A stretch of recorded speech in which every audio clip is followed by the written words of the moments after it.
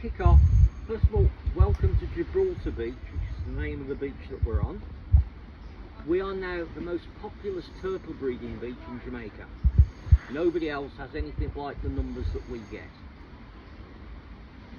In a normal year, we put out about 22,000 hatchlings, and since we've been doing the project, we've done 220,000, and that doesn't include the ones that we've done this year.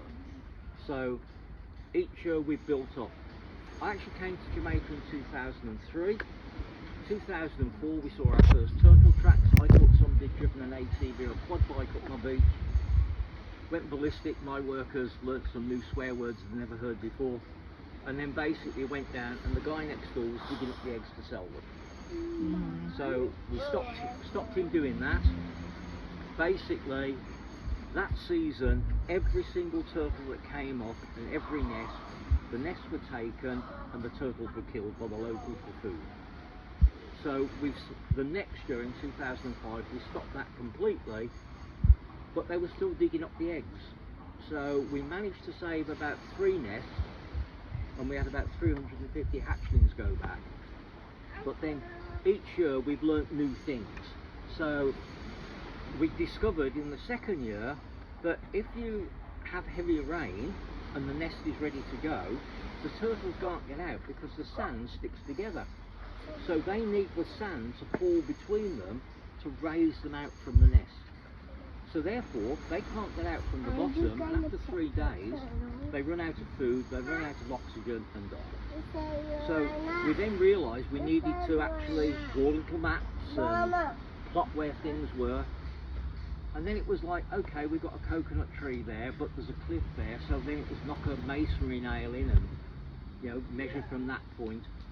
And now we've got to a situation where every single turtle that comes up is recorded, and basically we do a little map that looks like this, so that every one that we've got is recorded, and it means that we can keep a proper track of it. So if we take this particular nest here, this one was laid on the 6th of June.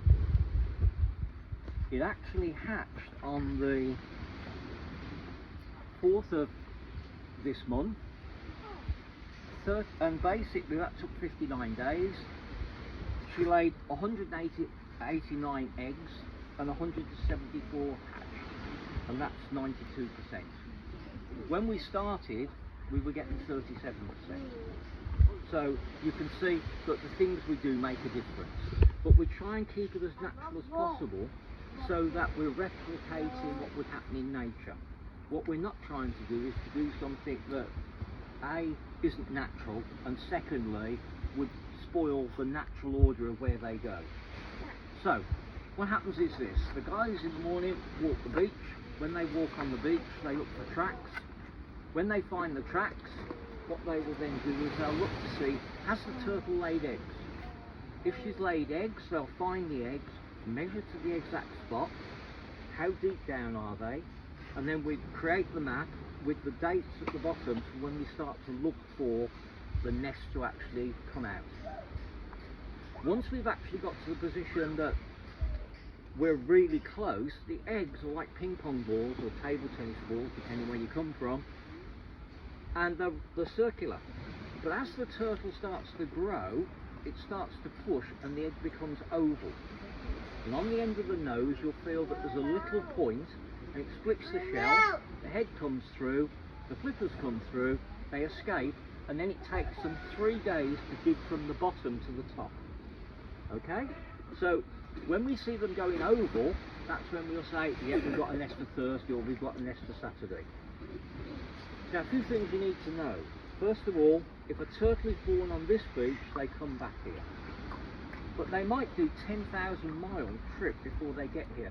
So how do they find their way back? Right? Well, what they do is they read the magnetic forces of the earth, and when we actually ask you at the end not to touch them as they're going back, they're setting that GPS system. Right? The other thing is, all the eggs that we've got now are female, because if the temperature average is above 28.3 degrees, they are sexed as female. When you get towards the end of the year and the temperature starts to drop, they're male. And you get this bit in the middle where you get the nest is hotter at the top than the bottom, so you get the cool guys underneath and the hot girls on top.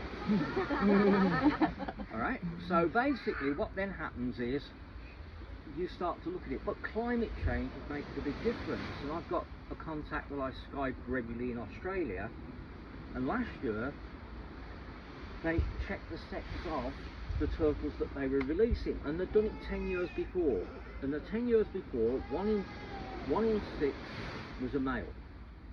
Last year, 1 in 116, because of climate change, rising in temperature. So now they're having to build tents over the nest, spray them with water to lower the temperature, or take them out and put them into a condition that the temperatures are lower, because otherwise they're going to run out of men. So the male turtles will be very happy for a few hundred years, but then after that there'll be a problem, alright? So basically, that's what happens. So we're going to open up the nest.